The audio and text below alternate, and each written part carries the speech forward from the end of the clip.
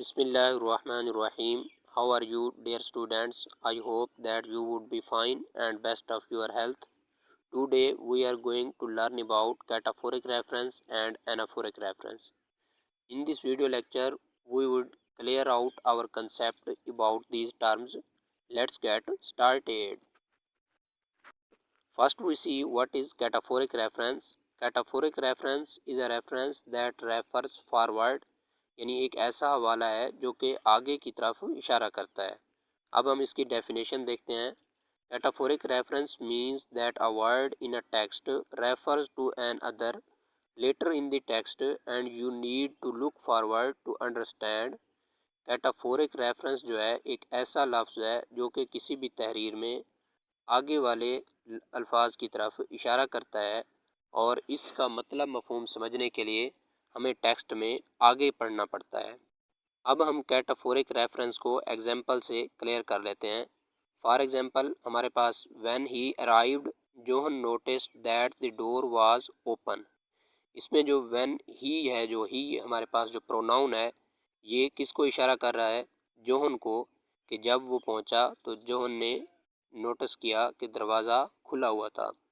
तो जो हमारे पास प्रोनाउन ही है ये आगे जोहन को रेफ़र कर रहा है, तो चूँकि ये आगे की तरफ इशारा कर रहा है इसलिए हम इसे कैटाफोरिक रेफरेंस कहते हैं।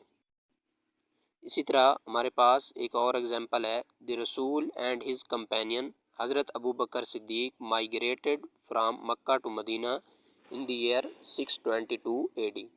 तो इसमें द रसूल एंड हिज कंपेनियन जो है, हिज कंपेनियन जो कि प्रोनाउन है, ये आगे की तरफ यानी हज़रत अबू बकर सिद्दीक रज़ियल्लाहु ताला अन्हु की तरफ इशारा कर रहा है, तो इसलिए ये चूँकि आगे की तरफ इशारा कर रहा है जिसकी वजह से हम इसे कैटाफोरिक रेफरेंस कहते हैं।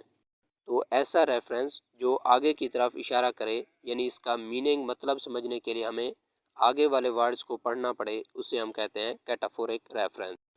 इसके बाद हम एनाफोरिक रेफरेंस को देखते हैं। एनाफोरिक रेफरेंस क्या होता है? इट रेफर्स बैकवर्ड, ये पीछे की तरफ इशारा कर। Anaphoric reference occurs when a word or phrase refers to something mentioned earlier in the discourse, यानी ये पहले ही मुतारफ़ कराई जाने वाली चीज़ की तरफ इशारा करते हैं। इन दिस यानी इस केस में हमें we need to look backward to understand, यानी हमें इसको देखने के लिए पीछे की तरफ टेक्स्ट को पढ़ना पड़ता है। अब हम एनाफोरिक रेफरेंस की एग्जांपल देखते हैं। पहली एग्जांपल हमारे पास है, Ali went to bank, he was annoyed because it was closed। तो इसमें अली जो है, Ali went to the bank, he pronoun है, ही से मुराद कौन है? अली, जो कि पीछे की तरफ यानी ये अली ही जो है अली की तरफ इशारा कर रहा है। क्योंकि ये पीछे की तरफ रेफ़र कर रहा है तो इसलिए हम इसको कहते हैं एनाफोरिक। जो बैकवर्ड यानी पीछे की तरफ इशारा करे हम उसे एनाफोरिक रेफरेंस कहते हैं। अब एनाफोरिक रेफरेंस की हम एक और एग्जांपल देखते हैं। दूसरी एग्जांपल हमारे पास है, when Aslam was playing cricket he hurt his hand. तो इसमें जो ही है वो पीछे किसकी तरफ इशारा कर रहा है? असलम की तरफ, यानी बैकवर्ड इशारा कर रहा है। तो प्रोनाउन, ऐसा प्रोनाउन जो कि बैक की तरफ अपने से पहले मुतारफ़ कराई जाने वाली चीज़ की तरफ इशारा करे, उसे हम कहते हैं एनाफोरिक रेफरेंस।